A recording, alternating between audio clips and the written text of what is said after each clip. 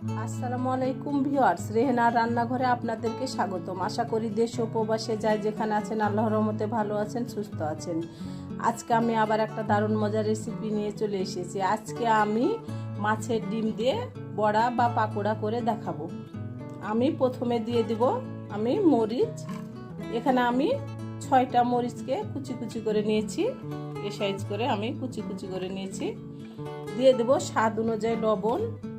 আমি এখানে দিয়ে দেবো 1 কাপ পেঁয়াজ কুচি।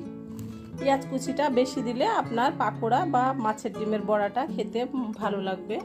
আপনি যত পেঁয়াজ কুচিটা বেশি দিবেন আপনার মাছের ডিমের বড়া বা পাকোড়াটা ততই খেতে ভালো লাগবে। আমি পেঁয়াজ, কাঁচামরিচ আর লবণটাকে ভালো করে হাত দিয়ে আমি চটকে নিব। এটা ভালো করে হাত দিয়ে চটকে পেঁয়াজের থেকে যে একটা পানি পানি ভাব আছে সেটা আপনাকে বের করে নিতে হবে।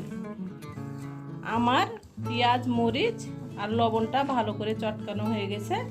এবার আমি দিয়ে দেব আদা বাটা 1 চামচ, আমি দিয়ে দেব রসুন বাটা 1 চামচ, আমি এখানে দিয়ে দেব হলুদের গুঁড়া 1/2 চামচ, ধনিয়ার গুঁড়া 1/2 চামচ, মরিচের গুঁড়া 1/2 চামচ, জিরার গুঁড়া 1/2 চামচ।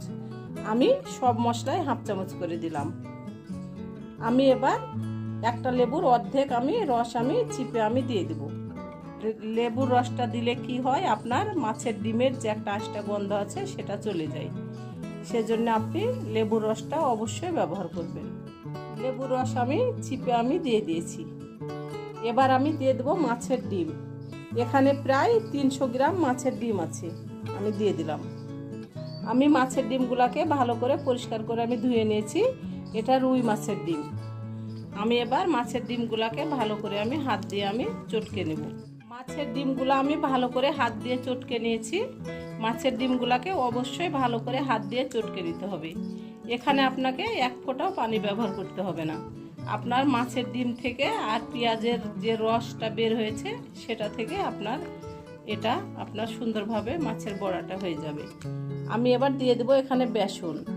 আমি এখানে 100 গ্রাম বেসন ব্যবহার করলাম। 300 গ্রাম মাছের ডিমের সঙ্গে আমি 100 গ্রাম আমি বেসন ব্যবহার করলাম। আপনারা চাইলে এখানে চাউলের আটা অথবা ময়দাও আপনারা ব্যবহার করতে পারেন। আমি এবার আবারও ভালো করে আমি চটকে নেব। আমি ভালো করে চটকে নিয়ে আমি একেবারে ফিরে আসছি। আমি ভালো করে চটকে নিয়েছি। আমি মাছের ডিমের বড়াটা বা পাকোড়া আমি রুই মাছের ডিম দিয়ে করলাম। আপনারা চাইলে যে কোনো মাছের ডিম দিয়ে করতে পারেন। এখন বাজারে প্রচুর মাছের ডিম ছাড়া আপনার মাছই পাওয়া যাচ্ছে না।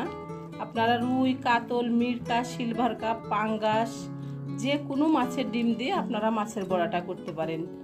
তাহলে চলুন কথা না বাড়িয়ে কিচেনে যাওয়া যাক।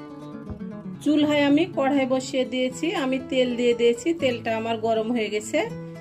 তেলটা আমি গরম করে নেওয়ার পরে চুলার আগুনটা আমি মিডিয়াম টু লো করে দিয়েছি। চুলার আগুনটা মিডিয়াম টু লো না করলে আপনার ভিতরটা কাঁচা হয়ে থাকবে, উপরটা পুড়ে যাবে। আমি এবার দিয়ে দেব একটা একটা করে আমি মাছের ডিমের বড়া। এগুলা চ্যাপটা চ্যাপটা করে দিতে হবে আপনার। আমি একটা একটা করে চ্যাপটা চ্যাপটা করে আমি দিয়ে দেব।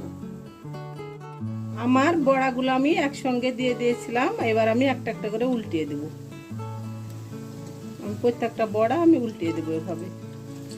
এটা ভাত দিয়ে খেতেও খুব মজা লাগে এবং খালি মুখে খেতেও খুবই মজা লাগে। আমার রেসিপিগুলো যদি ভালো লাগে তাহলে আমার ভিডিওগুলো দেখার অনুরোধ রইল। ফেসবুক থেকে দেখলে একটা ফলো দিয়ে দিন, ইউটিউব থেকে দেখলে একটা সাবস্ক্রাইব করার অনুরোধ রইল। হাতে যদি সময় থাকে লাইক, শেয়ার, কমেন্ট করে দিন। আপনাদের একটা শেয়ারে আমি অনেক দূরে এগিয়ে যেতে পারবো। আপনারা অবশ্যই আমাকে সাপোর্ট করুন, আমার পাশে থাকুন। এই চ্যানেলটিতে সব থেকে বেশি প্রয়োজন আপনাদের সাপোর্টের। আপনারা যদি আমাকে সাপোর্ট না করেন, আমার পাশে না থাকেন, তাহলে আমি কোনোদিন এই চ্যানেলটি নিয়ে সামনে এগিয়ে যেতে পারবো না। মাছের ডিমের পাকোড়া বা মাছের ডিমের বড়া আমি ভেজে নিয়ে একেবারে ফিরে আসছি। দেখুন আমার বড়াগুলা খুব সুন্দরভাবে ভাজা হয়ে গেছে। আমি এবার উঠিয়ে নিব। আমি একটা একটা করে আমি উঠিয়ে নিব।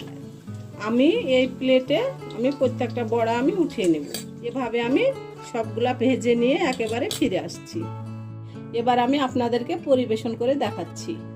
হয়ে গেছে হয়েছে আমার পরিবেশন করা। আশা করি আমার রেসিপিটা অবশ্যই ভালো লাগবে। যদি ভালো লাগে তাহলে আমার চ্যানেলটিতে লাইক কমেন্ট শেয়ার করতে ভুলবেন না।